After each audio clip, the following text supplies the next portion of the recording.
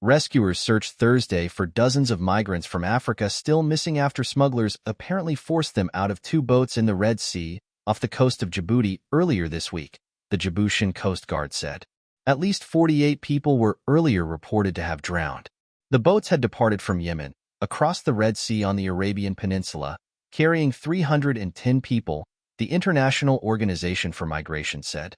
It was not known why the migrants were forced off the boats while still at sea. Initially, the IOM said the two boats with migrants had capsized but later made no mention of that, saying instead that the smugglers forced the people off the boats and told them to swim.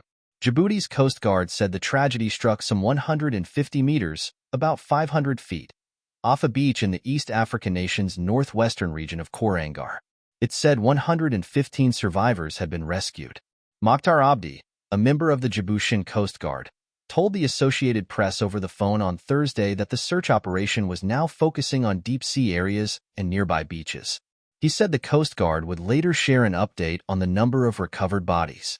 On Wednesday, the IOM said 111 people were still missing while the Djiboutian Coast Guard put the number at 61.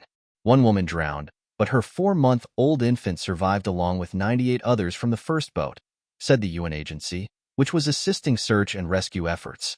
Thousands of migrants from African, Middle Eastern, and South Asian countries seeking a better life in Europe attempt irregular migration every year.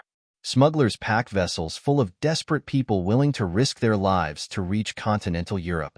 Yemen has been embroiled in a civil war since 2014, when Iran-backed Houthi rebels seized the capital of Sana'a and much of the country's Nord-H, forcing the internationally recognized government into exile. A Saudi-led coalition of mostly Arab states entered the conflict the following year to back the government forces. Over the past years, the war has become mostly stalemated along established front lines, while efforts to find a negotiated solution have stalled.